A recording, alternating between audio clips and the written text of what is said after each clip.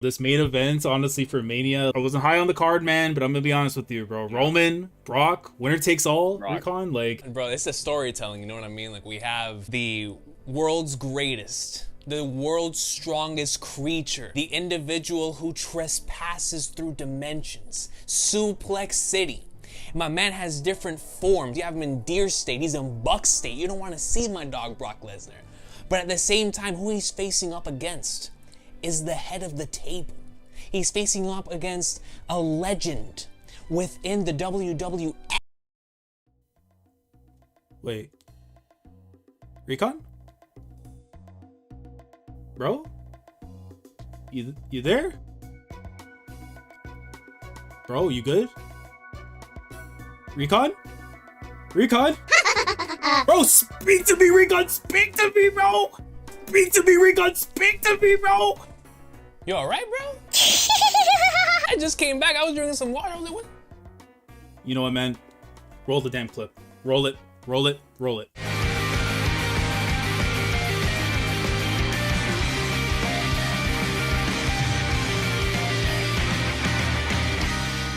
What is going on, everyone? Commodore Laz here, and today we are going to be talking about the best-selling manga in history. Right now, it is sitting at 500, I'm gonna say that again, 500 million copies sold, nearly the best-selling comic of all time. And as my brother likes to say, the pinnacle of art and literature. And what we say here on the channel, it was what will forever will be the greatest series of all time, peak fiction. Ladies and gentlemen, it is time to talk about One Piece with my brother Laz. And as you can tell right there, just from the audio part afterwards, I'm not doing this alone. I'm here today talking about the pinnacle of art and literature with my good man, my brother, my tag team partner, King Recon. Recon, how are things with you, my man? Yo, dude, listen, it's just, it feels so good to finally like publicly put out a discussion like this. The ones that we've had behind closed doors for so long, like the off-air discussions we've had have been so insane. And so this collab has, I mean, obviously we've done a lot of stuff together, but actually doing a pre-recorded collab has been a long time coming, man. So thanks for having me, especially for a chapter of this magnitude. Definitely, man. Dude, this chapter, I mean, like, we've had so many conversations just talking about One Piece off air in streams previously, but to actually have now a proper collaboration video, just you and I just talking about the greatest adventure story of all time. Like, it is now, the time is, especially no better time right now than what we're seeing at the moment. Because, dude, this recent chapter, 1044, 1044, however you want to call it, in gibberish, I don't know what it is, but I'll tell you this, there's inside the writing, inside those letters, there's pinnacle and peak. So I want to be able to talk about this chapter with you in two parts, and of course the other stuff afterwards is going to come with it. And for you and me, because of how much we love pro wrestling, we love a good shoot promo, and especially our enjoyment of what's been going on so far with Hiyori and Orochi and what's been going on with the two of them and stuff. But I know that for a little bit, in terms of the people in the community, they haven't really been jiving with it so much, and I kind of want to dispel the notion that it's anything bad. But I do want to get more of your thoughts on, is this the right placement of having that moment, especially because of the magnitude of the chapter that we're in right now? Tell me your thoughts before I kind of give you my piece on that. I really liked it. I definitely, because of my love for the Go With The Codes, when I originally saw a switch to this, I was like, what are we doing? I was like, hold on, what are we doing? But then I came back to my senses and I was like, wait a minute. What we're seeing here is not only very important, but it's also tying in thematically to what's going on here with identity and freedom and stuff that's been showcased throughout the entirety of Wano. And I think one of my favorite things about the this Hiyori moment, where she states her name finally to Orochi after all of the years of garbage. She lived through this. Like the other individuals that are currently here, besides a few of the scabbards, like, yo, she lived through this. She went through all of this pain, all of this suffering. And so to finally be able to take off the mask, which is so symbolic to this arc, and proclaiming your name, as we've seen with Luffy, with Momonosuke, with Odin. I mean, so many individuals that they take pride when they proclaim their name. And so for Kozuki Hiyori to say that this week, when we finally get to see what her face looks like when she's playing this song in Orochi's presence, the pain, the tears, the anger, all of that. And it's one of the most well-drawn facial expressions that I've seen in this series. But for her to state her name and then, like, hold your tongue. It's like, you wretch, kneel. You're in my presence. You're in the presence of the princess of Wano Kuni. You're in the presence of royalty. You better grovel, you swine. And I love that because it not only shows Hiyori's devotion and determination to her family, and that family named the Kozuki, and proclaiming like, yo, I am a Kozuki, but it's going with the rest of the things that have been shown in this arc, in how important it is for Oda within this arc to proclaim your name. And I think this needed to happen here because, as we've discussed before, we also see the Yamato proclaiming her name scene to be very soon. Momonosuke is going to have his own proclaiming his name scene again, but this time looking like Odin. And then Luffy, of course, whenever he rejects the title of Joy Boy, and he's like, who in the flying flagness is Joy Boy? I'm Monkey D. Luffy, and I'm going to be king of the pirates, because that's the same thing he said throughout this entire series, but of course in this arc as well. So I feel like with this Hiyori moment, the reason why the placement is so good is based on the way the pacing is going to go from here on out. All those other moments I just stated could happen back to back to back to back. So we needed this moment to happen now, so that whenever we get the other ones, the emotional weight, it'll keep that momentum going. And it just felt so good because Hiyori, not only as a character, as obviously we attach her to the Zoro thing, and that's a lot of fun there, but just the fact that she lived through this for so many years with Denjiro, with Kawamatsu, we saw the pain, we saw the struggle, and now when she's finally able to do this in front of Orochi and proclaim this, and then we have her saying the dawn will come, leading back to the whole Toki thing, and then Orochi going down to his own creation, which is the Kanzenbo. And I thought that was very interesting too. Now, if he's actually out for the count this time, how perfect of a death would that be? Out of all the other things, those were things that he was out of his control. And yet something that was quote unquote in his control, a character like Kanjuro, who he thought he was puppeteering this whole time, actually was the one to put the finishing touches on him after, of course, Hiyori hit him with like the sea stone nail. It's like, yo, what better way to go out for Orochi, that flipping Flagnar that should have been out here ages ago. But it was so perfect because it allowed us to, Oda knew how hyped we were for Gear 5th and to see, we didn't even know that Gear 5th was a thing whenever this was happening, but like to see Luffy's awakening, to see the next, we saw like the whole Nika thing, we saw him in the sky, and it was like, holy Flagnars, my dog's about to go in. And so when we switched to this, we're like, what is this? But I loved it because it allowed us like that little pace break of like, man, like I can't wait to get back to that.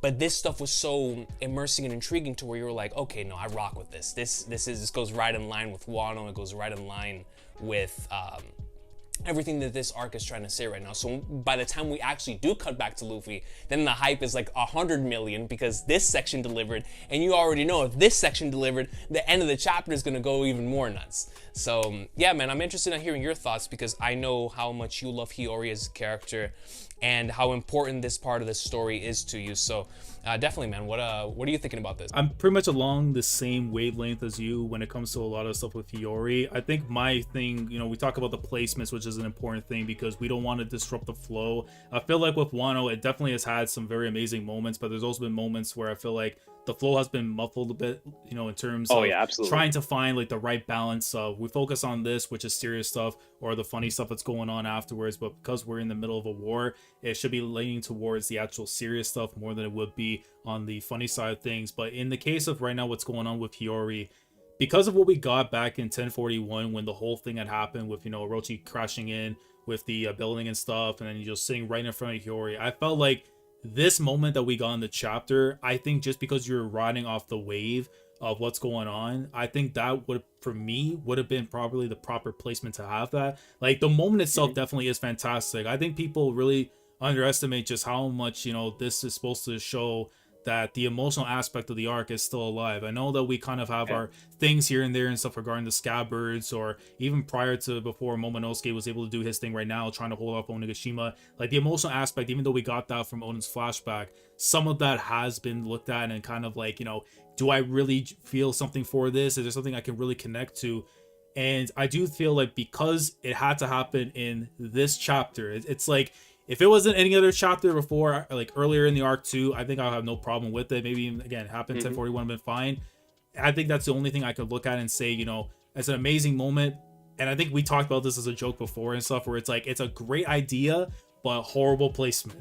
So it's definitely a way you could look at it too, but I don't think it takes away anything from it. But I could definitely see where somebody else would look at this and think, you know, it's amazing that we got all the stuff we got in this chapter, but that specifically, it's like, I think if that happened, let's say at the beginning of the chapter, or if we had it, let's say something happened afterwards, and then we just focused the whole flow on what actually transpired, then I think it would have less of an issue with some people. For me personally, I don't have as much. I mean, obviously, when you see the transition, when you're reading the first time, you're thinking like, wow, like what's Oda doing, man? Like, come on, like we're like the drums of liberation. Like we'll get to that. We're in the main event. Like, why are you switching? You know? It's the same thing. Best way you put it is like you go into commercial, like you know, whenever Vince goes to commercial during like, you know, amazing match, and this is before AEW is doing like the whole, we're showing you the match still, and then the commercial, I'm not seeing the match no more, so it's like I'm just getting this commercial that I could wait after. So it's definitely one of those things for me that I feel like it's still an amazing moment. And again, we talked about like how much, you know, we needed this emotional aspect to really kick in, and going into what you were talking about in terms of how, you know, with Orochi, in terms of how like he's actually going to go out, I actually love the idea of him being burned alive. I know it depends on like the Kazenobo or Kazenbo. I hope, you know, who gives a damn about how we're pronouncing it, but Kanjuro, with the whole thing that was going on, I felt like it's very, I don't know if it's ironic is the word, or like coincidence, or it might be ironic or so, but because we saw what happened with Oden, like he was being boiled to death. He was literally being burned alive originally before Kaido had shot him. And to think that if this is the way he was to go out in almost a similar fashion to what happened to Oden, I think it's poetic justice in a lot of ways, because it's like you try to have this guy burned, humiliated, all that, and that's happening to you literally right now. I do feel like it's a moment that at the same time, even though I know it's a satisfaction for Hiyori because she's finally getting the revenge for her family, I do think a moment like that needs to kind of be shown to the people of Wano, because let's face it, we know that the Kozuki family has definitely suffered because of what happened, but I also feel that the people of Wano do deserve to see that the demon, the ghost, the past that has shackled Wano for so many years finally is being brought to the present, being taken care of, and now we can see the future itself finally take over now that the ashes have been swept away completely. So yeah, it's one of those things where I feel like it's, to me, I think it makes a little bit more sense than having, let's say, Zoro come in and taking out Orochi. I always felt like maybe that's one of the ideas, and I was kind of leaning towards that, or even when Momonosuke now changing his age and stuff because of what's going on with Shinobu, I felt like maybe that would make more sense, but I think burning him away completely would be definitely great. I just hope it's one of those things where it has a greater impact in terms of people seeing it more than just Hiyori. But all in all, it's still a phenomenal moment, definitely. And absolutely. It's gonna be one of those where I feel like, again, because of how much we see in this chapter too, the facial reactions of like Hiyori, which I'm like, you know, we talk about, of course, you know, when it comes to us as fellow fans of like good fights and stuff, and just the choreographies, the art itself in those moments, like Oda, we know what he can do in terms of the backgrounds, in terms of the details and little things. But the facial reactions is something I've always felt is a big thing about him as an artist, and how it really conveys those emotions that Hiyori has in that moment. It's like, how dare you speak about this man that I know you were lying about, you didn't keep your word, nothing, and my heart is just breaking. But you can read that in her face. You don't even need to see the text box, and you know what feelings are being conveyed right here in this moment. And I love how Hiyori 100%. Is finally being able to bear all of that in that moment to tell Orochi, it's like, bro, like I see through those lies. I know how my pops felt. And I love to also where you get those little bits more of Oden too, where it's like, you know, again, it reminds me a lot of Shanks, which again is a character we'll talk about a little bit more, where it's like he doesn't care, he doesn't give a damn really about like how you say anything about him or what you have to say in regards to his name or what he does, whatever, because at the end of the day, sticks and stones can break his bones, but look, I got my family, and that's all that matters to me. And I love how in that moment, because she's remembering all this stuff, she's able to keep that in heart, but still be able to defend the honor of her family. So it's really a great moment for Hiyori. And you could talk about the Road Dog booking and placements in that and here and there, but I don't think it's as crazy as people are making it out to be, because I don't think it really disrupted the flow for this chapter, which I know we are dying to get into. I just want to add one thing, because I love what you said in regards to Odin, because when you really think about Odin and his kids, at this point in time, it looks like they're both going through very similar things, to a degree that's just as extreme, and some to a lesser extreme when you really think about it. Hiyori, for 20 years, went through a quote-unquote similar situation than Odin did, where he was keeping everything to himself, where he carried that burden by himself for so long, until he was finally able to not even do it like for his own self, but whenever he, of course, was boiling, he was more so trying to save everybody else, and everybody saw how great of a man that he was when the truth was actually released. But with Momonosuke and Hiyori right now, they're both going through their own moments like that, to where Momo is currently trying to hold up the flower capital with no one knowing. And of course, I'm sure that people are going to find out later on, but for right now, no one knows. And how much they must be killing him on the inside, I can't even imagine. I mean, we saw Yamato cut that promo last week, or the week before, whenever chapter 1043 came on. It was like, yo, Yamato was like, yo, you gotta get back in the game, baby. Like, yo, it's time. And so in Hiyori's case, it's a very similar situation, except for hers, it's been for 20 years. It's been like, yo, I've been holding it down. I've been suffering and going through all of this. But at the end of the day, she held that mask up in the same way that Odin held his mask up of trying to make everybody smile and happy and whatnot. Maybe even with Joy Boy knowledge, of course, at the time, because he saw what happened in Laugh Tale. So potentially that might have inspired his entire decision there. And of course, we won't figure that out until the future. But I love this moment, because once again, it's Oda showcasing that an inherited will is also something that it's not just something that which this series has shown in like found family and in strengths that go farther than blood bonds. Right here, what we're seeing is also when the family connection goes so deep with individuals that are blood related, they can also inherit the will of their parents as well. And I found that to be really, really powerful when you have a moment like this, and not only just protecting Odin's legacy, but then proclaiming her own legacy as well. And I feel like we're gonna get a moment for that with Momonosuke very soon too, and it's gonna be exciting, and also for Yamato. I'm telling you, man, Wano is just getting started. I mean, not technically, but the climax is just getting started. Like, you know, the Warrior Liberation. I mean, dude, like, what a name! Like, I'm saying, like, Warrior of Liberation. We got the Warrior Science, we got the King of Hell, and now we got the Warrior of Liberation. Like, I think it would have been better too if we got the Warrior of Hell or something, just like where 3 warriors. Maybe, I don't know, Yamato gets a warrior position. I don't know, but just this chapter in general, man, like, it didn't really feel like a real chapter. Like, it was one of those where, like, no, not at all. It could have been a fan edit, whatever it may be and stuff. Like, dude, when I saw the second panel, and I may have it up on screen and stuff so we can show it off, but the one where it shows like Luffy saying, "I'm having fun for some reason," it's one of those things where it's like camera angles, how you adjust something and stuff, and these are little details I love paying attention to. But this reminded me so much of something in like Asura's Wrath, or like something in a video game where you're seeing something in a weird different angle, but you know something crazy is going on and you can feel it. Like the drums are going off, man saying, "What happened to me? Why can I still stand?" All that. And you can clearly see like Luffy is not, like, at the end of that chapter, we saw the ooze, we saw whatever it was that was coming out, and now that this dude is completely flipping the script, the goo, bro. So there was definitely so much that was going on with that. And then you see like everyone's reactions after, you know, Sanji waking up, to Kid and, you know, Law going crazy. Like, a shout out to Nami, by the way, too, for going and cutting a shoot promo on the damn snake that was Kaido. And then finally be happy the fact that, she's alive. Like, shout out to my daughter, too, Tom, being there for everything. Shout out to all of them for feeling and hearing the Yo, they were hearing the drums of liberation. They're like, whoa, what's that? Like, as they should. What is that? Yo. You know, that's but a sound effect for a new game. game. Yo, Laz, let me ask you this. When you first saw bro, when I first saw Momonosuke, when I first saw that, I thought it was Kaido, bro. I thought it was Kaido. It's just, I was so hyped that when I saw him, I was like, Kaido shook?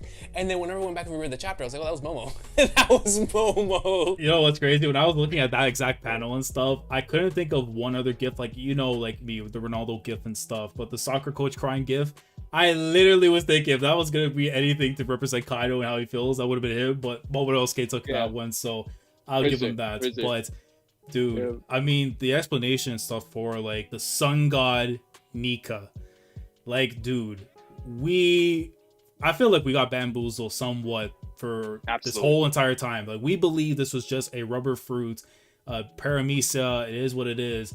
But then we just get hit afterwards with the actual truth itself. And just getting the Gorosei just talking about this, where it's something that, like, in every era, they try to go and get this fruit. Every era, and dude. they not once succeeded. What? And it's like, you've gone on an 800-year losing streak. I mean, we talk about the Chicago Cubs being terrible. We talk about the New York Knicks being, you know, on this crazy drought. We talk about the Toronto Maple Leafs. Shout out to them too. Yes, shout out to Ibu. It's insane to me to believe though, like for that like duration of time, and we have to factor in also the blank period must also be connected into that as well during that lost points. Do you think that this 800 points of them not being able to find this fruit came because of what happened during the Void Century? Because I feel like that's sort of what they are alluding to, that whatever happened to Joy Boy at the end, which we assume that he did die, he wrote the apology on the Pinnacle afterwards in Fishman Island. Do we think that whatever transpired during that phase of the story led to the fruit pretty much going into circulation? Is it one of those things where they just couldn't get the fruit, or somebody was making sure that it never fell into the hands of the world government? Like, how did you feel about all that? Dude, I'm still trying to wrap my mind around it because there's so much to unpack here. When I initially saw it say Sacred Marijoa, we've had the conversation many times about Instant Messenger, Sama, and Dragon, bro. I legit, I thought this was the week. When I saw it switch over, I was so afraid to look down, bro. Because I was like, if I see Emu next to the hat, I'm not gonna finish the chapter. Like, I'm not gonna finish the chapter.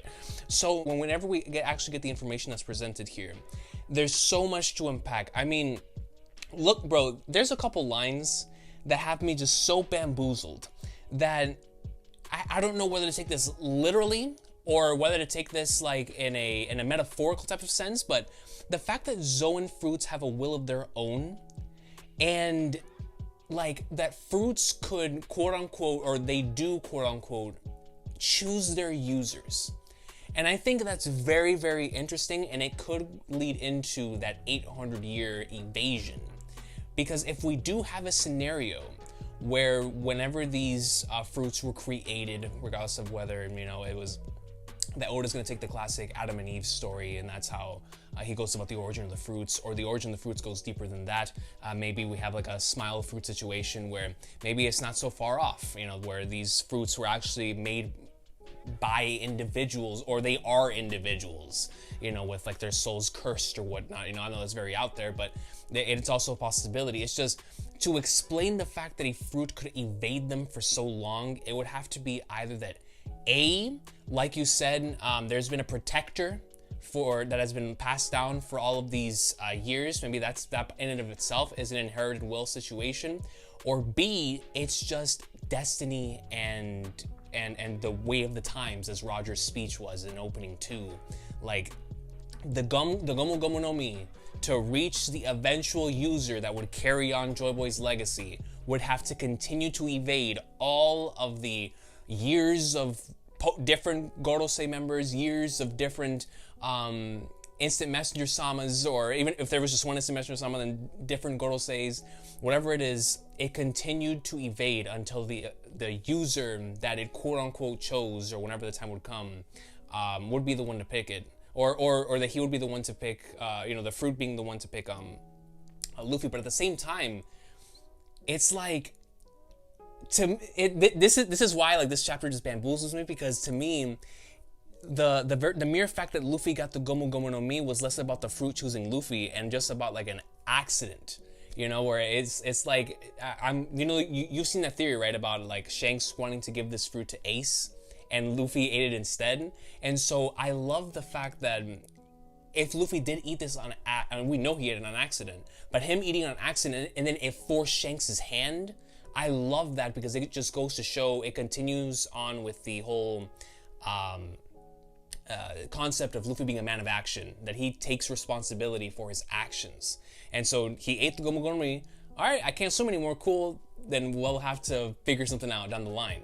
And of course, we see the potential with that in this chapter. But with everything here on this page, bro, to be honest with you, I'm still trying to wrap my mind around it, because especially when I think about like the mythical Zoans, like the fact that they could all be based on characters that were considered to be deities at one point in time in the story is a very fascinating concept that Oda could explore, especially considering the way that Oda has handled like the whole gods thing up until this point, where it has like several different definitions. You know, you have individuals like the celestial dragons being known as godly figures, but you also have a pirate like Enel being known as a godly figure. So it's like there's several different definitions, and I think that could be something very interesting to tackle with the whole mythical Zoan fruit. But I'm interested in hearing your thoughts on that topic in particular, because yo, that entire page we could dissect for years, man. I don't know. My mind is still blown. I still don't have like a definitive answer for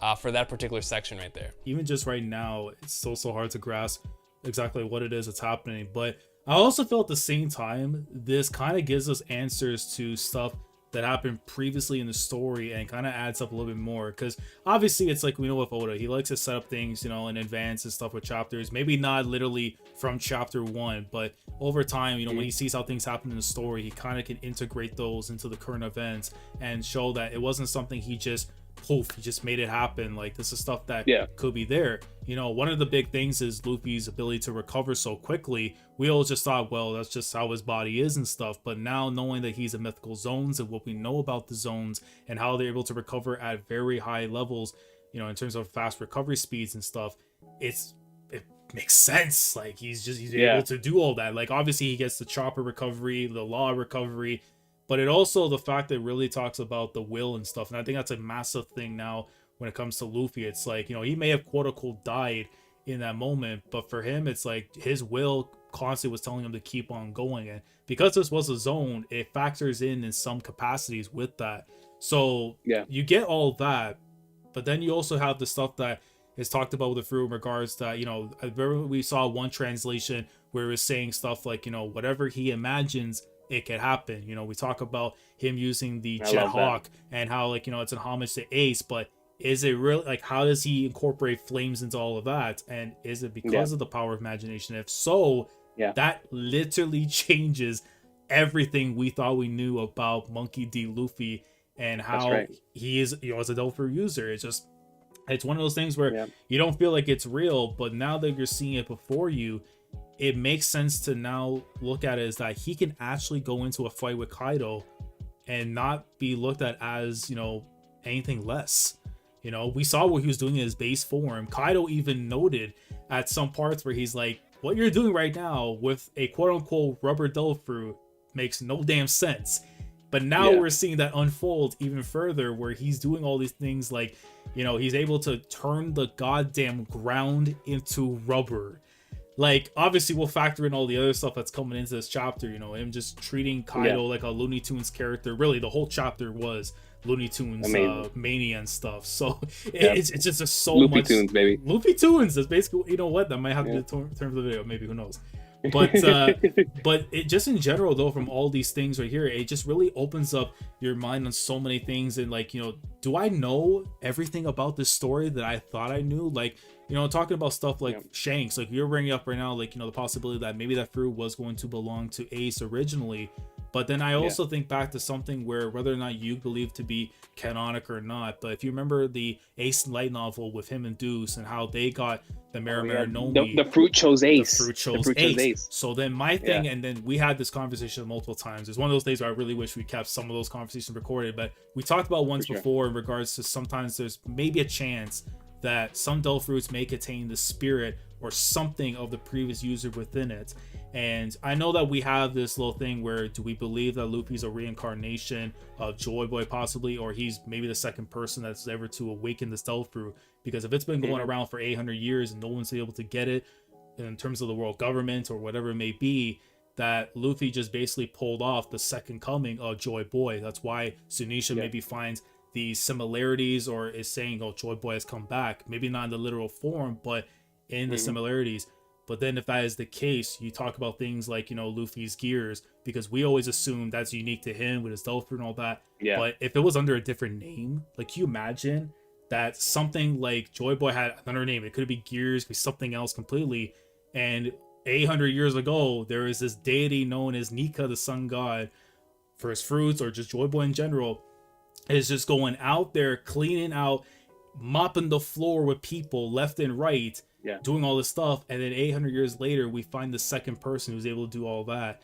So I just want to know from you, like, do you feel like all this stuff has changed now for you in terms of, does Shanks know? Like, that's another thing I want to know is, like, does Shanks know that this fruit was capable of that? And if he does know that, I also question now with the world government, because if they told the girls say that this is the Gomu Gomu fruit that Luffy had, why now are they saying kill Straw Hat Luffy? Why didn't they say that after Arlong? Especially, why didn't they say that after Crocodile?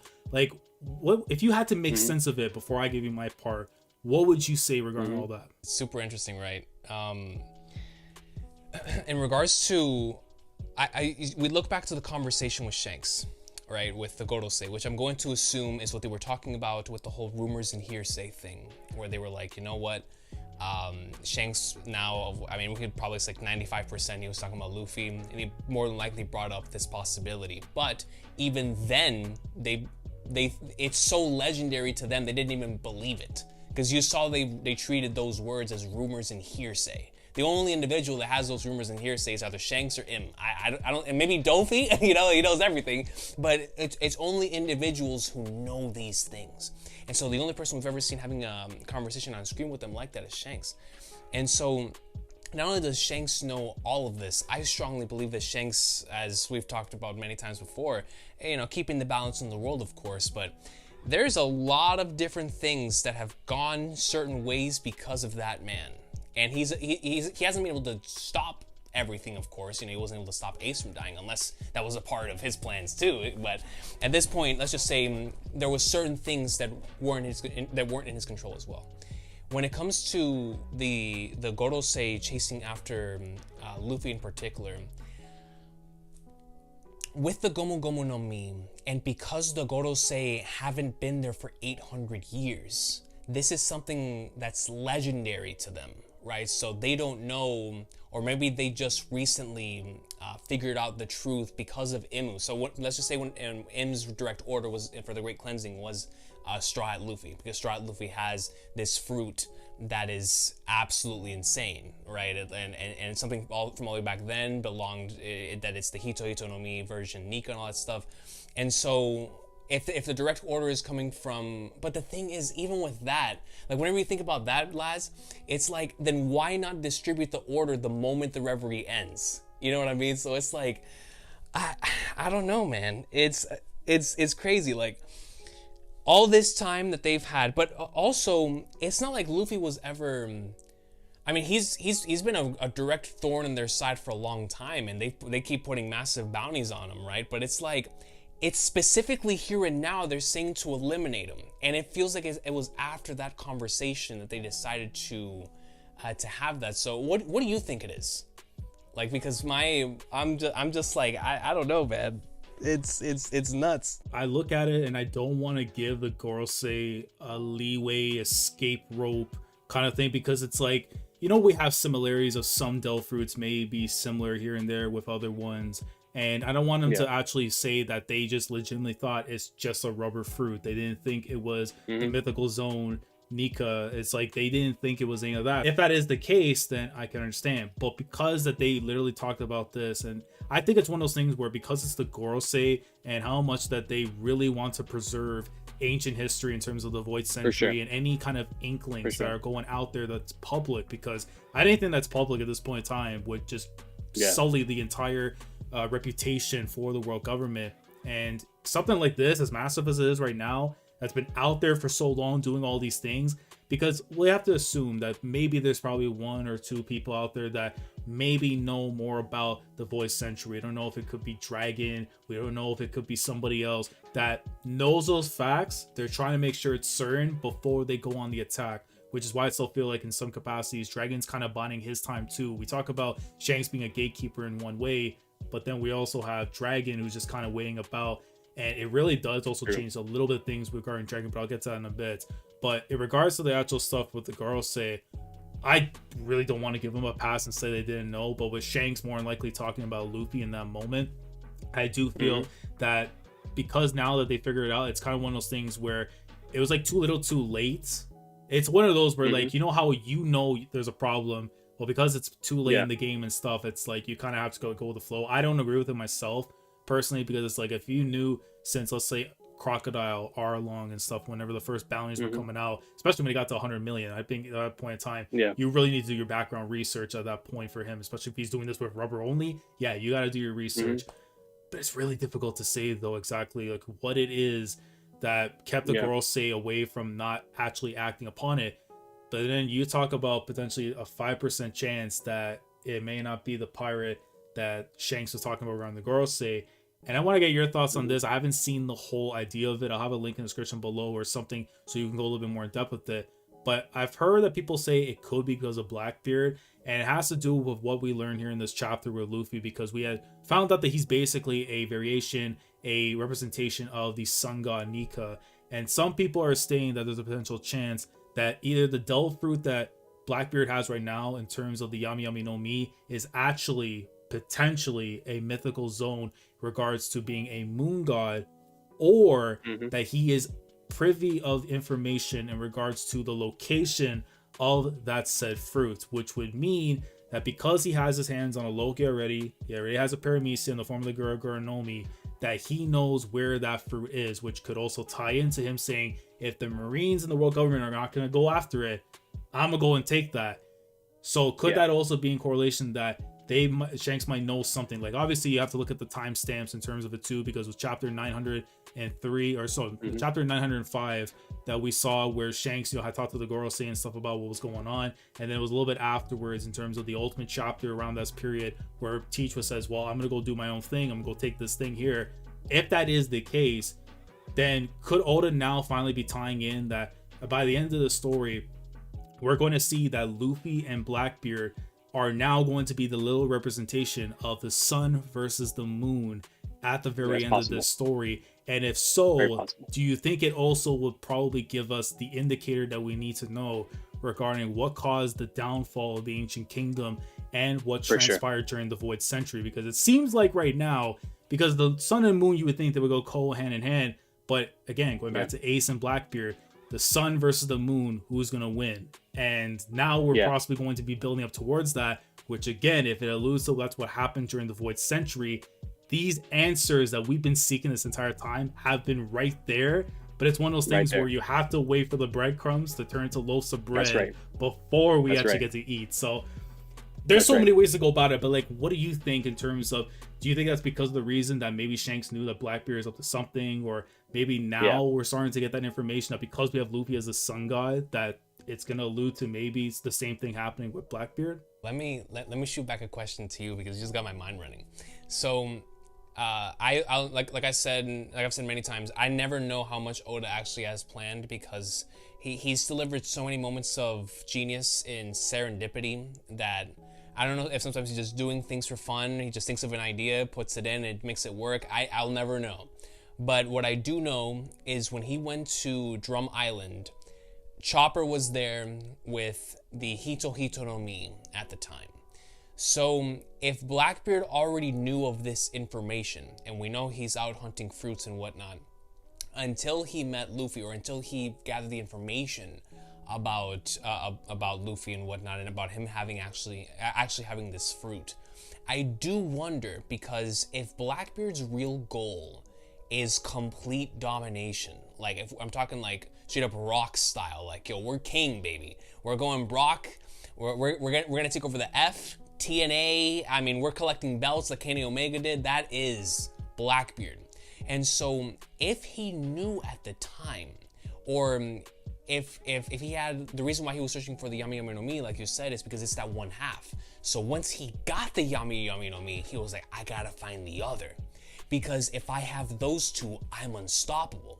So if he was searching for the other half, then I wonder, is that why he was at Drum Island through hearsay for the Hito Hito no Mi? He was trying to find any Hito Hito no Mi user and be like, yo, you're gonna be mine.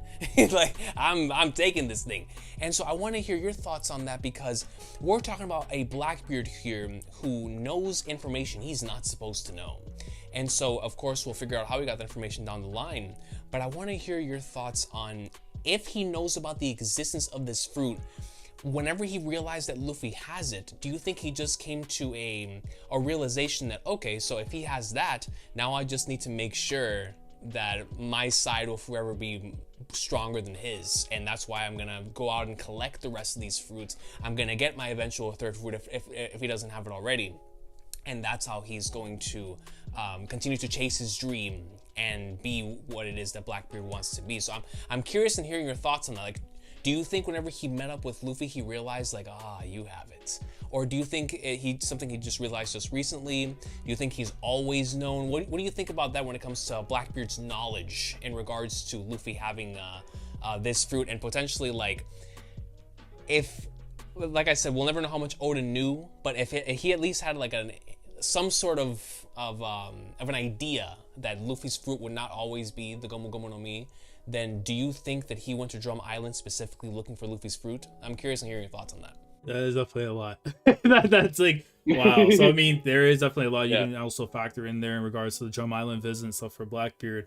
I would have to think this is something that probably wasn't the initial avenue that Oda wanted to go into originally, but I do feel like as time passed, because I would think as any author, as someone I know that you who loves to do writing and stuff, writing stories and all that, you always like, even though you're writing for the present, you always want to have stuff that's in the future, so that whenever I get there, I know that it could be incorporated with what's going on in the present. I know that I can use this as backdrop to stuff that happened prior to what I was writing before to connect all the dots together. I feel like there's things there in Oda's writing that you can definitely see. Look at Alabasta and Jaya, you know, like those are all endgame.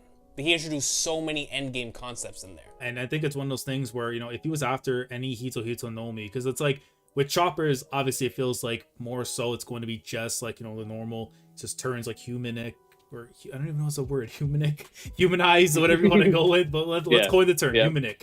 Shout out to Legend of Zelda, but that's right. it's a new tunic. But, you know, in terms of all that, I think he was trying to find any, because we know at the moments, right, in terms of the Hito Hito no Mis, it's Luffy's, it would be Choppers, but then we can go down to mythical zones, and then of course Sengoku's, if I'm mistaken, his with the Buddha Dolph and stuff. So Hito no Mi Buddha, right? Yes, and then we know, of course, with the mythical zones, a lot of them are based on like deities and stuff. We know Yamato has something to do with a deity that is supposed to symbolize, you know, for Wano itself. With Marco, we know for him it's more so like the phoenix and stuff, which again, very legendary bird and stuff, could have been there for that period of time and everything. But I think it's one of those things where, you know, if you ask yourself, does Blackbeard know this kind of information? And to be honest with you, I think it's a given for his character, because let's face the facts. There's a guy that was searching for years for the Yami Yami no Mi. Why exactly? Is because he knew that fruit would be one step closer to getting to his ultimate goals, whether if it's finding the One Piece, becoming the Pirate King and all that. So he had his own setup of what he was going to do. In terms of the other stuff in regards to, you know, him having this third Delph fruit and what it could be if he's looking for this Hito Hito no Mis, I definitely do think it's something that he had on his agenda for quite a long period of time. But in terms of like, you know, did he know about like with Luffy and the fruit and stuff? I think it's one of those things where pre-time skip, I don't know if I could say for Oda that he knew that was going to be his course of doing it, but I think post-time skip, once it was starting to go into that realm, I think, to be honest with you, if we go as early as possible, I think Dressrosa would be the earliest you can consider when Oda was doing all that, because when we I would go even say back- Fishman Island. You could go with Fishman Red Island too. Hawk. You can go.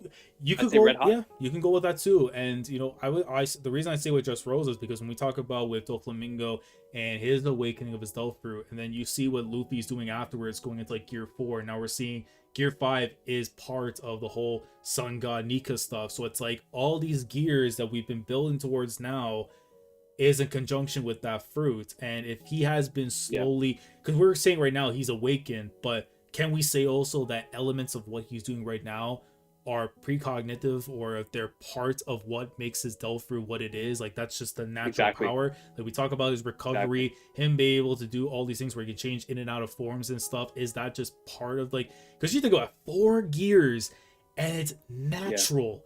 That is scary. He doesn't have control, which is a good thing. He has a time limit. Now it looks like he doesn't have that.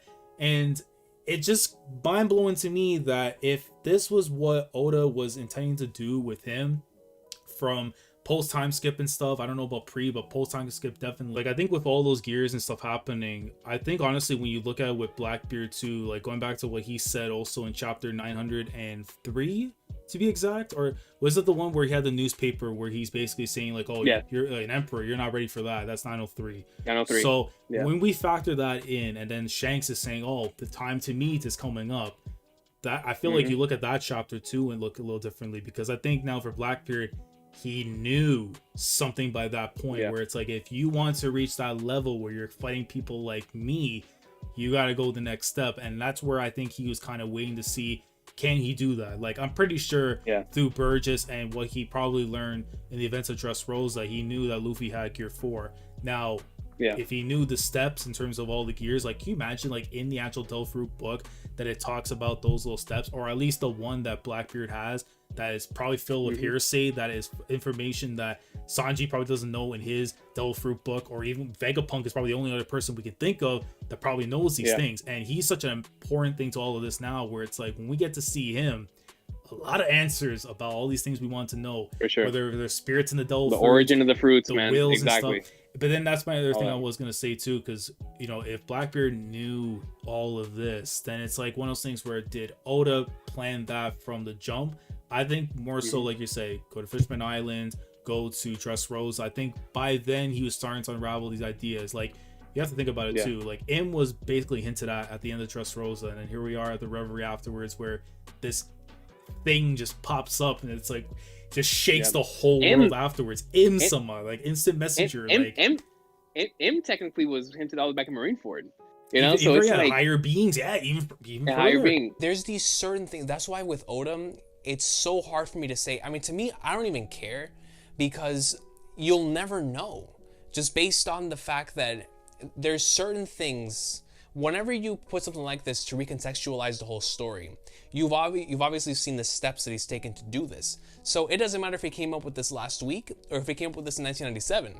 The fact of the matter is, it works and it changed the entire game. You know what I mean? So it's like, it fits within the realms of the story. You look at Chopper and his points, and you compare that to the gears, and it's like, holy flagnards. And then we get my favorite part of this entire chapter, which is the representation of what Gear 5th is, what this awakening is, what this Nika form is, which is the fact that now we have a true representation of Luffy, of the story of One Piece. Anything that a man can imagine is possible in reality. That is the goat with the coat, going all the way back from the beginning of the series, being inspired by Shanks. Whenever he set out to do his very first move, which was Gum Gum Pistol, he did that because of that shot that we saw in the beginning of the series, where he's told Shanks, my punch is gonna be as strong as a pistol, because of course he can't shoot a pistol, he's a kid. It's like, I'm gonna make my, you know what I'm saying? So it's like, I'm definitely gonna make my fist as strong as a pistol. And we've seen that with the original Gomono pistol, then the jet pistol, and then the closest thing we've gotten to it, which is what we're seeing right now. And so you see then the pinwheel, you see whenever he was back fighting CP9, how he learned the Soru technique and how he applied that to his own thing to make Gear Second faster and to just apply all that stuff to his moves at the time. So it's always been imagination based for Luffy. He's taken in so many different things to create his moveset, and I think that's what makes Gear 5 so special, is that whereas before he was limited by certain things like time, for example, you brought up earlier, and we don't know the repercussions of Gear 5th, but where he was limited by certain things around him, what Gear 5th allows is now his imagination can just go absolutely nuts as long as it stays within the confines of what he can do. And I feel like that not only stays true to his fruit, that also stays true to the series, because Luffy, of course, we always look at as an individual that, I mean, you look, if you ask me, I don't think anyone else in this series uses the fruit the way that Luffy does. I don't even think the gears exist if Luffy doesn't use this fruit. I don't even think Joy Boy had the gears. I think that's how exclusive this is to Luffy. Like, I think that every single Gomu Gomu no Mi user used this differently, which is why for me I love this reveal so much, because it's the truest representation of what Luffy is as a character, which is his freedom, his freedom of self, and the way that because like we were talking about earlier, as a writer and as a creator, you're inspired by things every single day, but you have to mix it into your own thing in order to make it work within your story. And I feel like when it comes to Luffy, he knows that he can't just create a hammer. So what he does Gomu Gomu no hammer, because he finds hammers to be fascinating. He saw an axe one day, he was like, you know what, Gomu Gomu no axe. And so he adds these things to his arsenal that he gets inspired by. And I think that when you look back at the Gear 4th, whenever he was in Ruskaina Island, he came up with a concept. He was fighting against massive animals. So he was like, if I'm gonna be fighting dudes like Kaido, if I'm gonna be fighting dudes that are 10 feet tall or like 20 feet tall like the admirals, I gotta get as big as they are, which I'm going to assume is how he came up with the Gear 4th concept, right? And so you have these different ideas that continue to come up in Luffy's mind, and he's such a fighting genius in that way. But when you look at something like Gear 5th, it's like, holy flagnards. Now we take that's the next step, because now this allows him freedom, not just with his body, but with the environment.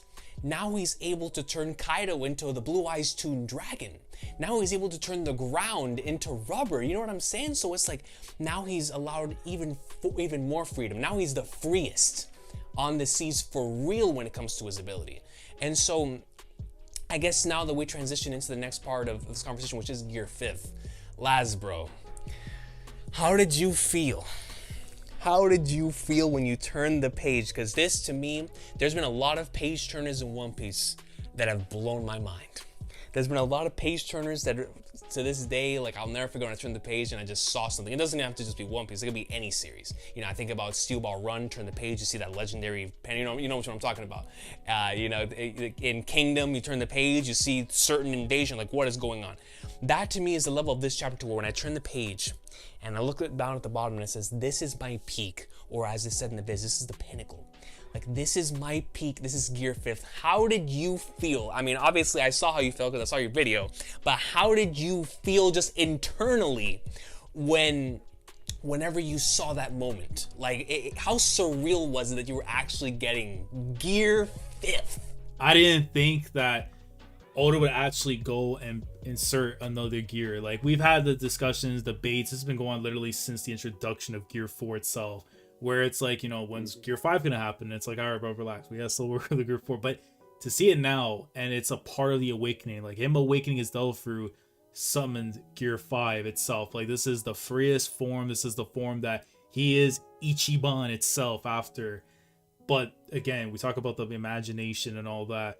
This is the Pinnacle Luffy in baby steps right now. Yes. And that's the scary thing to think about. We're only seeing that this next chapter that's gonna have the cover of Jump, the double color spread and all that.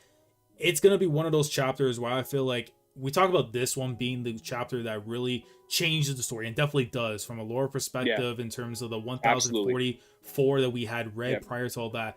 1045 it recontextualizes everything, Absolutely. 1045, when I look at this chapter that's to come, by the time whenever this goes up after, it's like, that's the chapter I feel like is going to break the internet. If the last chapter we just read right now changed everything we knew about the story in terms of, just the story perspective stuff, this is gonna break the story, because we're about to see Luffy finally showcase what it means to be Sun God Nika, what it means to have the full capabilities of the gears, Gear 5th itself. Like, we only just seen a sample size.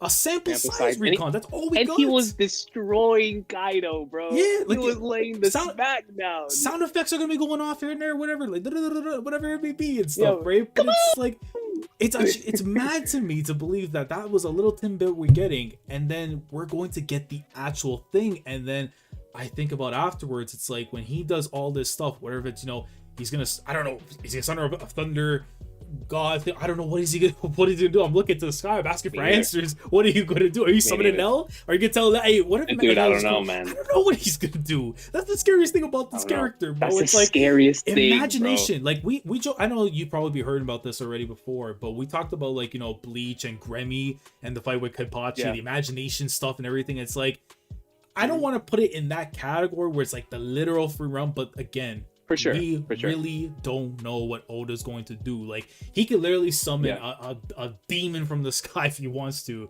whack with that. And I'll be like, hey, remember, you said power of imagination, bro. Do your thing. Have a way, whatever you want to do. But knowing that we have all this happening, and now the potential chance that we could see even Kaido awaken. Like, I know you're going to wait till your predictions, and maybe we'll throw mine, or who knows. But I really do believe that if we get Kaido to awaken, whatever the hell it may be, some God King goldfish, whatever perfect form dragon, 100% like Frieza and whatever stuff right now. Literally, we're in the Goku Frieza fight of the series.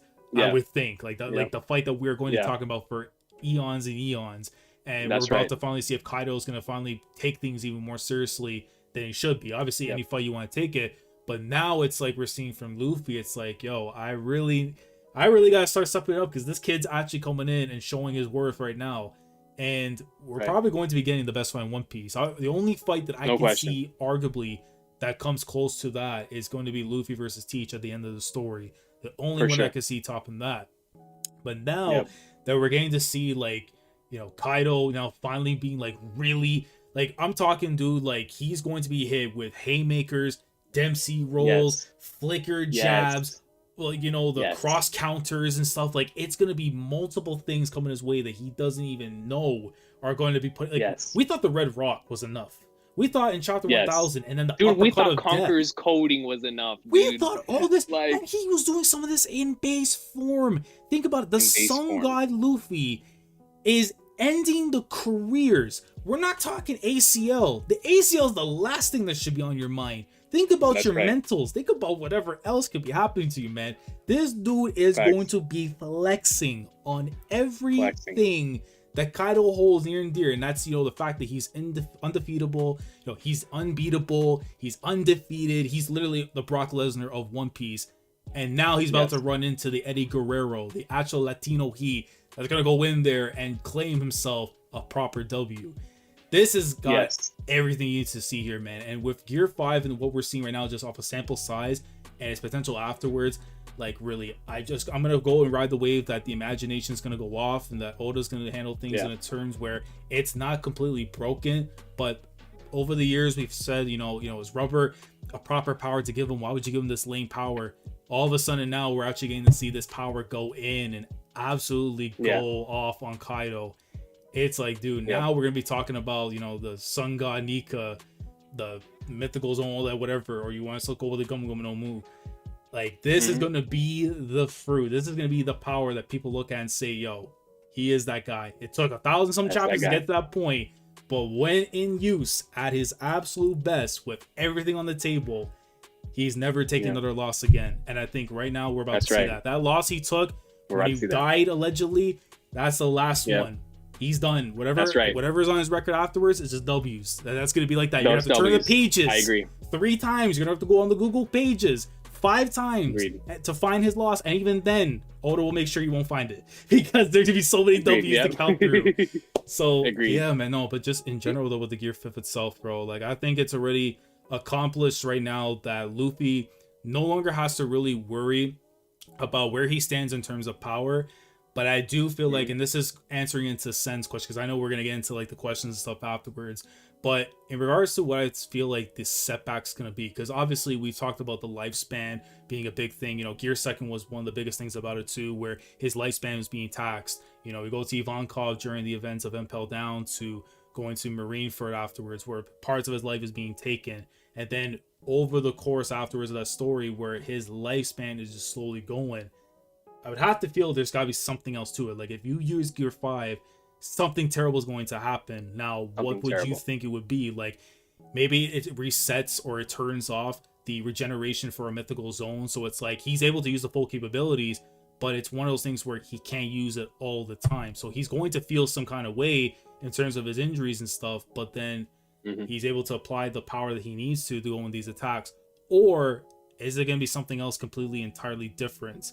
Because I would have to think there's no way this is a fruit where it comes with positives and no negatives. If you had to tell me what you believe the consequences of having this devil fruit power or just the awakenings in general, what negatives could you see that could come from having this fruit now? So I have two things. The first one is that this is going to be the reason why we saw the introduction of the immortality fruit for the Ope no Mi, because this literally reset the man's heart. So once he gets out of Gear 5th, unless he has the other one to go back to, he's dead.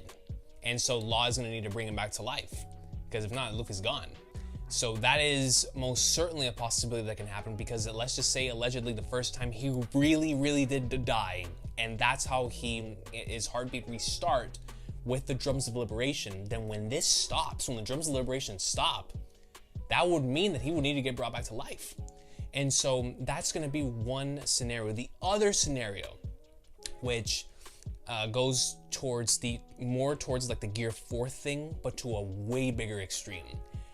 I think that the drawback to, at the very least, this Gear 5th, down the line, I do think, like you said, we're going to have the Gear 2nd level, like this is shortening the man's lifespan. Like it's dealing with his heart. You know what I mean? Like this is nothing to play with. So in regards to the repercussions for this time, I do believe that at the very end of this arc, Luffy, Zoro as well, but especially Luffy, after this, he's gonna be gone. I don't know if he's gonna be in a coma. I don't know if he's gonna be asleep, but they're not gonna see this man for whatever length of time Oda wants to give it.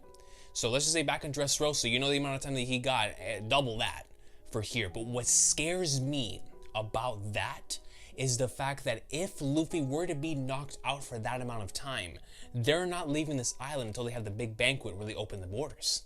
So that would mean the Straw Hats remain here. Wano's still close to the rest of the world, still remains here, which would mean that when Luffy wakes up and we finally leave Wano, the world is not going to be the same. And so I think that Oda could use the repercussions of Gear 5th to kickstart the final part of this series and really take us into the epilogue of Wano's the post arc of Wano / the next saga, which more than likely looks like it's gonna be Elbaf. But the reason why I say that is, if you keep Luffy down for a really long time, by the time that we see him again awake, if we are following through Luffy's POV, of course we get a Dressrosa situation where Luffy's knocked out, but we follow the rest of the world. So while Luffy's asleep, or while he's in a coma, we see what's happening around the world. But if Oda doesn't go that route, and instead we kickstart it once again when Luffy wakes back up, so we get like, I don't know, 1 month time skip, whatever. He wakes up, and because of what's happening right now with the SSG, Sabo and Vivi, all that stuff, that would mean that when Luffy were to wake up and go back outside to the real world once again, not only would it not be the same again, it would probably be right at the very beginning of whatever this final saga is about to entail. Because by this point, Dragon is already making his move. The Shichibukai are already in different locations after having whatever happened, whether some got captured, whether some destroyed the SSG, whatever happened, the world is not going to be the same. And so I'm very curious in hearing your thoughts, Laz, on how Oda could handle just that scenario of, if the repercussions for this Gear 5th are horrible at this point in time, and he's going to be gone for a minute, Do you think that Oda's going to take the route of we go through a miniature time skip where when Luffy wakes up, the world is not the same? Or do we see the events that lead to the world not being the same in a Reverie-like scenario where Luffy's still knocked out, but when he wakes up, that's when we get the answers, quote unquote, like what happened with Sabo and whatnot? Or do you think that this is going to be a situation where we go around the world, but Luffy's still knocked out? Like, what do you think Oda's going to do from a storytelling standpoint, thanks to the repercussions of Gear 5th? Because you know these repercussions are going to be huge. And in regards to just keeping him out of the story for a couple of chapters. I feel like if you're going to, and this depends on how Oda wants to do this, because I feel like whenever we get into the details of, let's say, Dragon potentially having the Void Sentry finally brought up, because it depends for you. Like, I'll ask you this part and then I'll go into the rest of the answer. Do you feel that if we are to get information about the Void Sentry, do the Straw Hats need to be there to hear that? Or are we fine with us learning about what's happening from the other side of the world first, and then they get to see it themselves? Kind of almost in a similar manner to during the events of Wano early on, when they actually learned the history of what happened with Odin with his flashback before we got to see the flashback itself. Do you think it's something that we could see happen possibly? I could see us getting a piece of it, but I do think Robin needs to be present in order to learn the true history, because it is a part of her dream. So I feel like we need Robin and the rest of the crew there for that dream to be fulfilled. But I do believe that, like we've talked about many times with Dragon and M, the most insight we will ever have to the Void Sentry, whether we get an actual one-page flashback, or I'm sorry, one-chapter flashback, name drops of ancient kingdoms, actual events that took place, like you said, where we hear M and Dragon speaking about events that took place, but we have no context, in the same way that we got with the Odin flashback. I can definitely see that.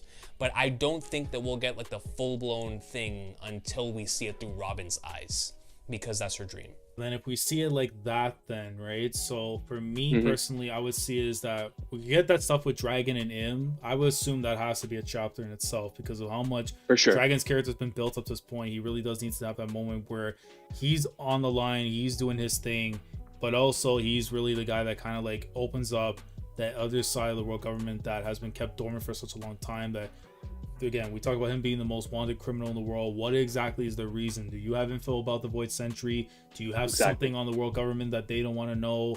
Like, what is it? It's not just you revolutionizing, liberating all these people. And again, we talk about the word liberation.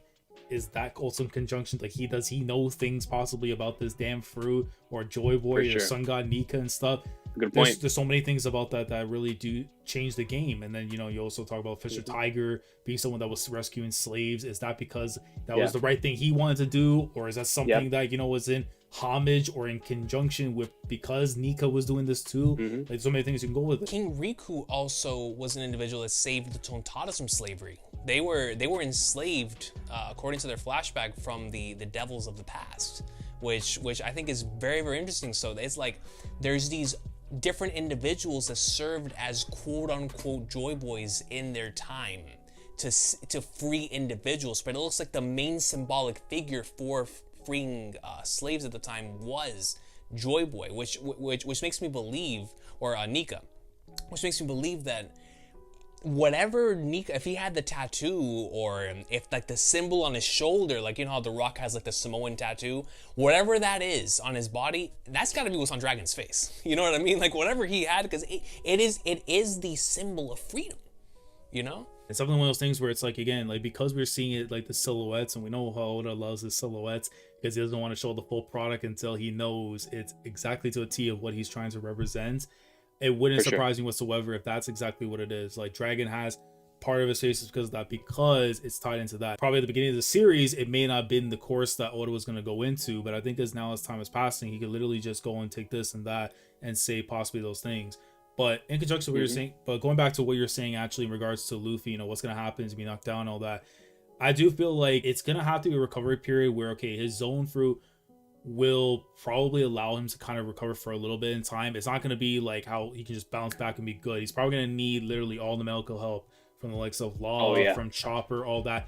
And it's not even just to get him back at 100, but just to basically get enough where he's kind of like conscious and all that. Whatever happens after, it's more so that they're going to have to literally figure this all out. Because I do think it's one of those things where the answer itself won't be there, because right now we're only speaking from what we're seeing so far in the story, that we're only looking at what the positives are. The negatives, it's very tough, because if I say lifespan, then he's dying next year. If you want to go to the middle terms, like if I find out Luffy only has one more year to go, in the same vein that Roger had, because he wasn't able to get done his dream and all that, then I'm scared, because not only we're closer to the end of the story, but this kid only has a year left to live to be able to accomplish all those things. I know for him, he's never going to want to go back to using Gear 5th if it means that he can never see the end of his dream. The other side of it, as we had hers before going back to Logtown, if I die, I die.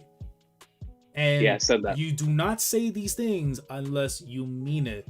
And if that is who Monkey D. Luffy is, that's who he is. We know that's who he is. And we get that, definitely. The other side of that too is that, because I do feel like at the end of Wano, we're going to get some kind of information. Maybe not the whole enchilada, but some information about the Void Century, because we're literally in the home ground where the poneglyphs were created. You know, information that ties in from those 800 years. We had a woman who hailed from 800 some years ago, and Oda literally give us all the information with Toki. Yes, you know that has to come. You know that has to come, but it's like how do we even get that information? Because unless Toki's still alive, which I mean it's a possible, but I don't think it. So it's like, do they read it in poneglyphs, like what happened 800 years ago? I mean, I have to assume, because you know, with all the ancient history that's back there, and if I'm not mistaken, well, it actually ties into one other character we are missing out on a little bit, and I will probably Sukiyaki. I'm gonna go and say the name. It could be definitely something a mispronunciation, but we're talking about Odin's dad and stuff. Because I think you probably know the theory and stuff when it comes to him being the Tengu. Yes, with the Tengu dude and stuff and everything. His name will come up at some point. We'll put edits in here and there. But in terms of all of that, because if we believe that he's still alive, that's somebody who still knows how to read those poneglyphs and all that. He's going to be, aside from obviously Robin's the one that will tell us everything that's going on, but all those extra bits of the ancient past, those are things we're probably going to find out from that person. Maybe not like in terms of internal info, but like, again, it would blow my mind if we get like the name of the ancient kingdom or something, like a crucial thing that it's like, if used against the world government, it will be their end. Like, they cannot allow this to be around. And there's so many ways that you can look into that, but I do think that for Luffy, I would say that, and this depends on how much Oda wants to cover, like, if we feel that the Yonko saga concludes with the Shanks and Blackbeard fight, or we go to Elbaf and we take care of business with Loki and whatever's going on over there, get the last row of poneglyphs, so we have the last part of the puzzle needed to get to Raftel and all that, then it also really depends on, if we get the Shanks and Blackbeard fight go down and that's the end, then the Yonko saga is done, and then we're going into that final saga itself. But then on the other side of it too is that if Oda decides he wants to focus on the outside of the world, what's going on, you know, from, you know, the likes of what's happening with Vivi, what's going on with Sabo, what's going on with Dragon and Im, I feel like you have to capitalize on those chapters, because you know that the next time we get things of this information, it needs to be with the Straw Hats. So having the likes of Luffy and the crew afterwards, sitting down, talking with Sukiyaki, whoever it is after, that could provide some of those little info within Wano, that should be a given.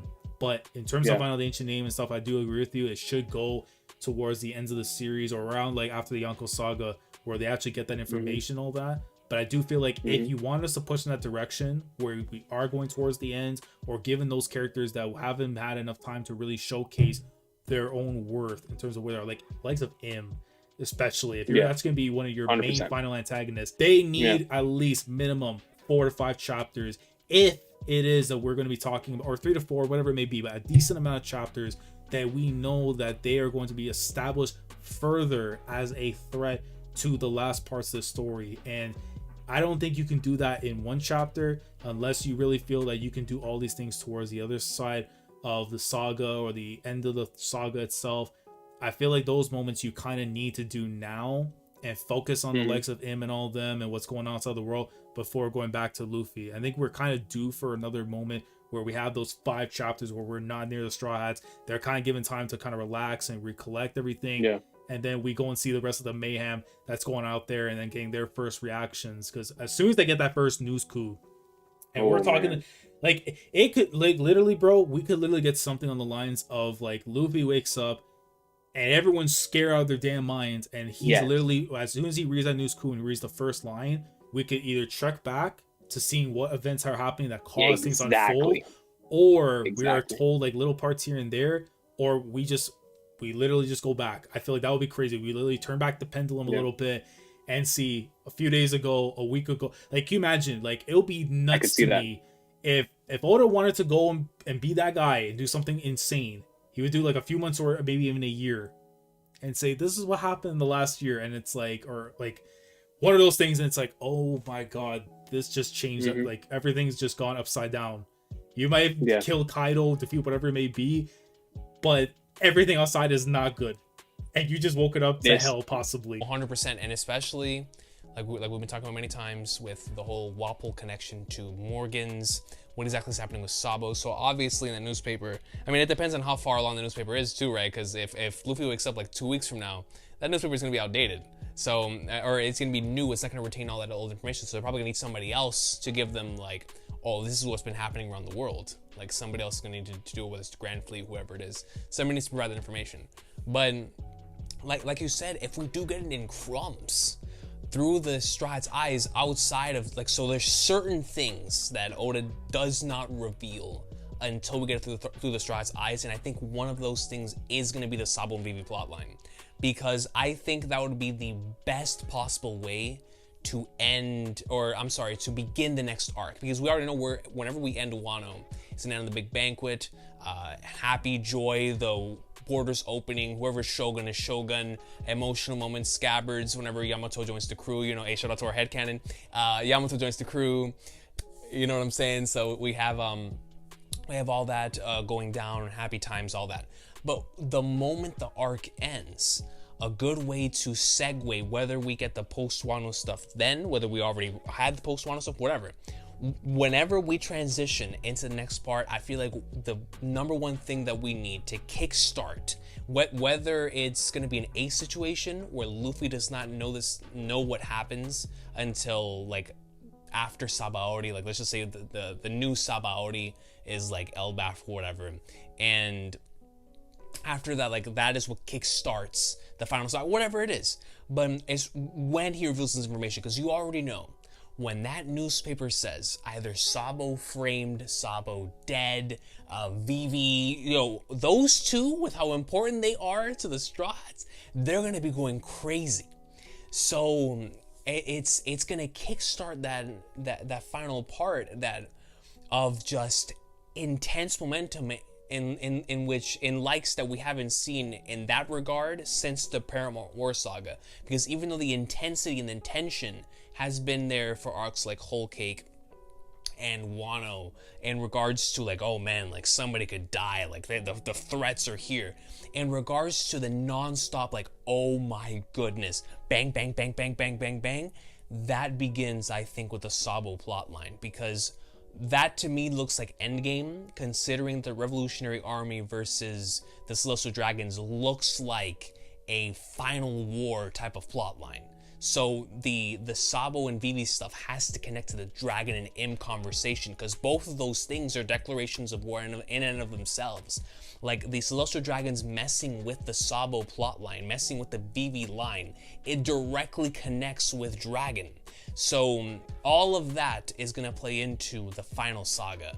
And if like we were just talking about, if this is a thing where when we wake up, or whether we see it, like you were saying, without the Straw Hats, or whether we see it with the Straw Hats, however we get this information, regardless, I think we can both agree on the fact that when we get that info, that's when the final arc starts, or final saga, I mean, you know, like the final stretch of the series is going to be kickstarted by whatever in the flying flagnards happened with Sabo and Vivi, and how that connects to the whole Dragon and Emu stuff. So I'm excited.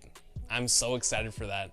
And it's like with the more stuff that we get to learn about Void Century information in Wano, and how that potentially connects to how characters are motivated now, yo, I can't even fathom, man. I mean, yo, we were talking about Alabasta and Jaya and Drum Island earlier.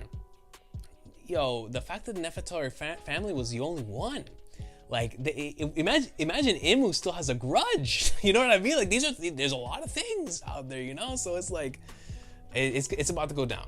It's about to go down, and it's crazy. I remember our conversations, and I really wish we could record this, because this is one of those things where, like, for people that don't know, in terms of how me and Recon, we talk about One Piece, we literally go into the depths of Gehenna. And if you know the term from Trails and all that, shout out to Trails.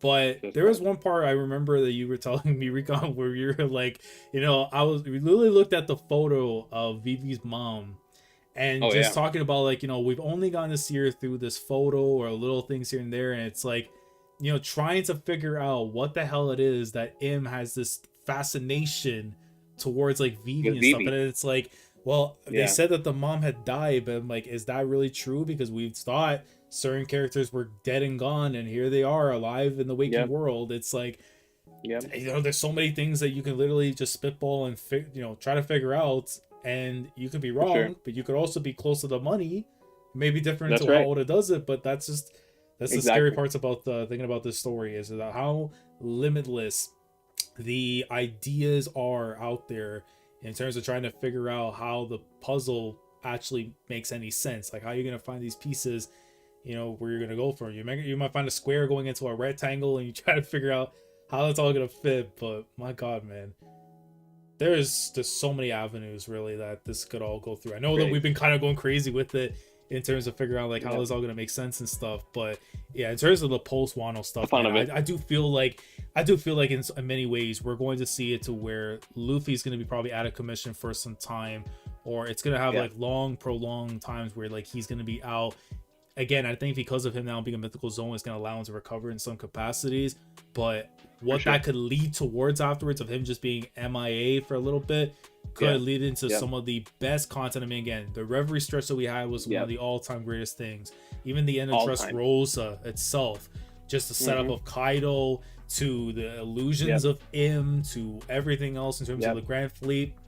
And we didn't even talk about the Grand Fleet as well, because do you also think that there's a chance as well that because we saw that Luffy quote-unquote died, we didn't get to see the Vivi card burn, but we assume that if he died and it burned, that they are on their way They're on the way to help out? Oh yeah, that's a possibility. Like, I don't know if it's gonna be this next chapter. Don't tell us in the comments, for God's sake. I don't know. I don't know if it's gonna be like at the, you know, before we go on the third chapter and then break. It could be anything at this point in time with Oda. Whatever cliffhanger he wants to go with is going to have our attention span beyond the chapter when it comes out. It's going to be literally for as long as possible. It's going to sit in our minds. But it is something that we've been thinking about. It's like, you know, could the Grand Fleet also show up? And if they do, I think the perfect moment really is what's going on right now with the Marines, because we assume, at least I assume right now, the Marines are taking care of business with the Big Mom Pirates, because as we know, they can't get up the damn waterfall. They've already fallen down like 2-3 times already at this point.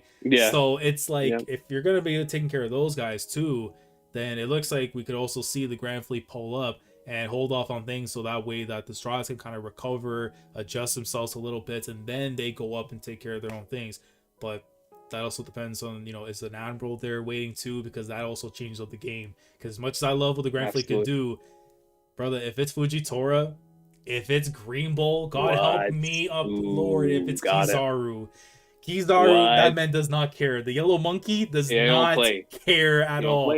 He will go on 3 cannonballs if he needs to, just to smoke people. Yo, Kizaru does not play games, man. Like, yo, you saw what he said to Akainu. He was like, yo, send me. Yeah. I would want him myself. Like, you scared? Bro, I got the time. Let me go. That's what I mean, dude. There's literally so many things we could talk about, man. We can go on for like hours and hours. But man, Recon, this was a fantastic talk, bro. I feel like we've gone on for like damn long time. I don't even know what the hell that. Yo, a long time, but man, it was a blast. Absolutely, it was a blast, dude. Absolutely, man. Definitely, it was worth all the time that we had here. You know, we may have got jumped in between the time and stuff by, you know, spider webs and that's right. You know, the robots or whatever. Had to change cameras and stuff, crazy stuff. But we were able to still be able to talk about the Pinnacle of Art Literature, the peak itself. We were able to talk about that for a good little while. Definitely, you know, this is not the last time, obviously. I mean, this has been a long time in the making. We were glad that we were able to do this, and this will be the first of many of us talking about Ichiro's masterpiece, man. But I appreciate you getting Recon for coming through. Thank you for having having the me, bro. time, man. Just come on here and finally being able to do this. And again, hopefully we get more of that. Guys, if you have not heard of King Recon, I'll be very shocked if you haven't already. This man puts his heart and soul. Like, we talk about the spirit of the One Piece community that doesn't get talked about enough, that even if you want to have your criticisms or whatever, if you want to hear like just the gospel being spoken, the holy day might be on Sunday, but for us it's on Friday. And if you want to hear that man preach and go about his business talking about the best-selling manga in history, and you're not subscribed to him, not follow to him, you're doing something completely wrong with your life. You need to change it right now. Go sub to the man, link in the description down below, and of course to his reaction as well to the recent chapter of One Piece.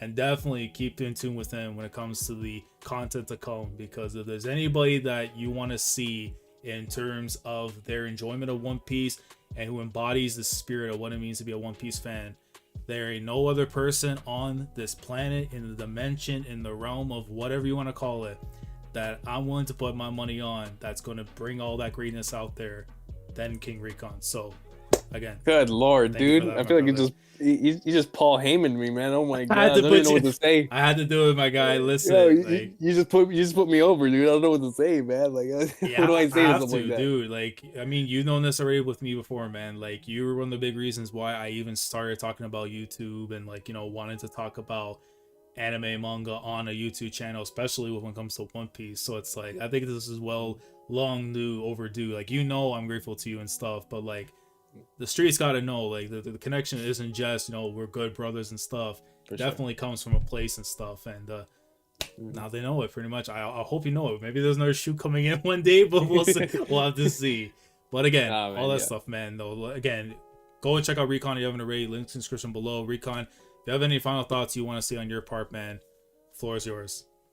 Yo, first and foremost, I truly appreciate you, bro.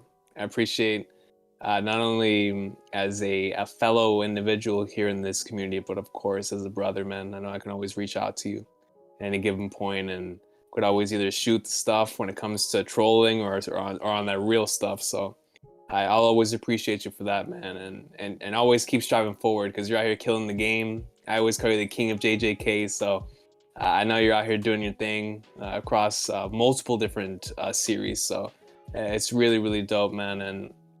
And just keep striving, keep moving. I know you're so close to 20K, bro. Whenever you grasp it, that's going to be such an awesome day to see my dog with the big 2-0 next to it. So that's going to be an awesome day. And it's incoming very, very soon, man. I couldn't be more happy for you, my man. And it's been a real treat, you know, not only, you know, discussing the series with the likes of you, with the likes of Selva, you know, and Ebo, Moose, SJC, you know, off air, but now that we're able to publicly put this out there, for people to see, because it's basically the same exact thing, just on air, and it's super dope that we're able to do this now that we're actually getting a better grasp of the way all of this works. And so there's definitely going to be more to come on that end. But just in terms of final thoughts for what we talked about today, I know you feel this as well, because you've been reading the series as long as I have, and you've been in the community as long as I have. But this week's chapter was truly something special in regards to the weekly One Piece experience. It really was, yeah.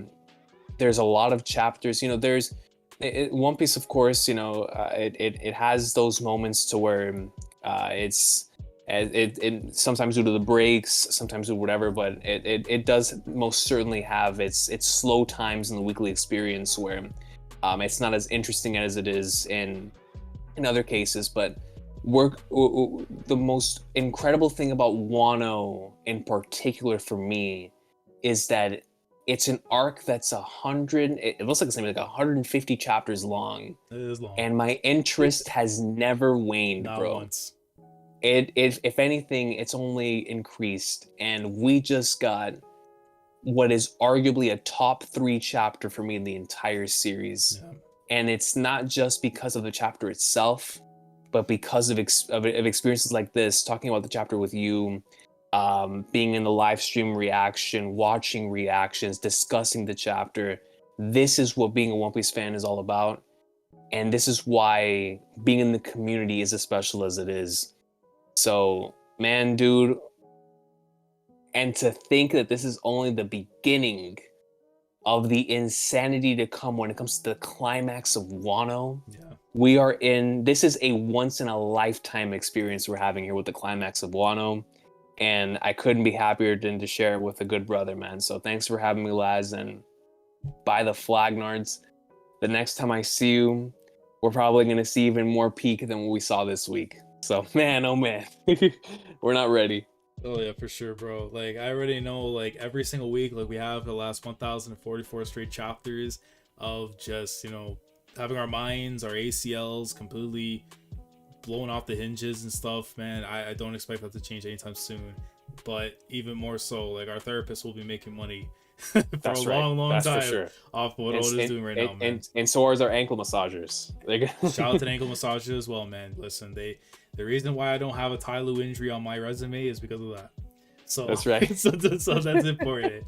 But trolling aside, even though I can't, let's be honest, the trolling will never be aside. Not with us.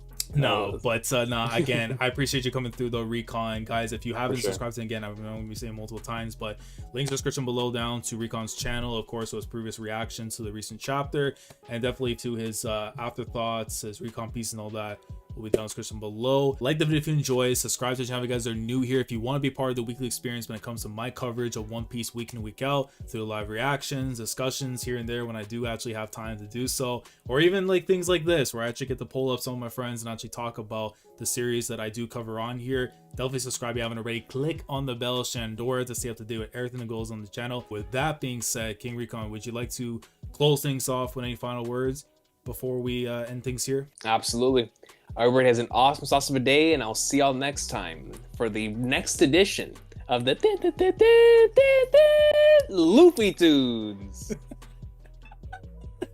Take care, guys. Going crazy, yeah, we going crazy. I'm with the team, yeah, we